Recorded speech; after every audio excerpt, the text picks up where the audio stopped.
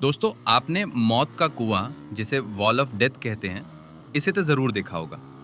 लेकिन क्या कभी आपने सोचा है कि ये लोग नीचे क्यों नहीं गिरते? एक दीवार पर चिपक कैसे जाते हैं? चलिए यहाँ टैप करके समझते हैं कि इसके पीछे की साइंस क्या है। देखो, जब हम नॉर्मल सरफेस पर खड़े होते हैं तो दो तरह के फोर्सेस हमारे ऊपर एक्ट करते हैं। पहला तो सबको पता है, ग्रेविटी, जो नीचे की तरफ एक्ट करता है।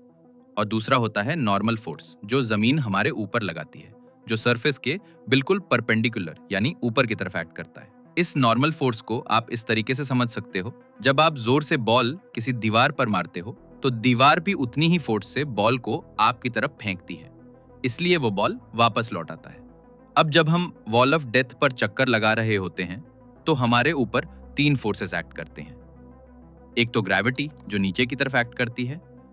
एक नॉर्मल फोर्स, जो मैंने पहले बताया, सरफेस के परपेंडिकुलर एक्ट करती है, इस केस में ये बाहर की तरफ एक्ट करता है।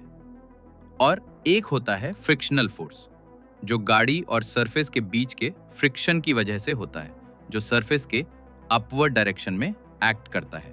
अब यहां समझने वाली बात यह है, ये जो नॉर्मल फोर्स है ये सेंट्रीपिटल फोर्स का काम करता है, जो सेंटर की तरफ एक्ट करता है। आप इसे ऐसे समझ सकते हो कि ये फोर्स बीच में एक इमेजिनरी रस्सी बांध देता है, जो गाड़ी को नीचे गिरने नहीं देता। ये बिल्कुल उसी तरह है जैसे आप चार्जर को हॉरिजॉन्टली गोल गोल घुमाते हो तो चार्जर हवा में घूमने लगता है, और ये सब पॉसिबल होता है उसके वायर की वजह से। तो यहाँ भी सेम केस है, बस फर्क सिर्फ इतना है कि यहाँ वो रस्सी हमें दिखाई नहीं देती। अगर आपको समझ में आ गया होगा तो लाइक, सब्सक्राइब करना मत भूलना।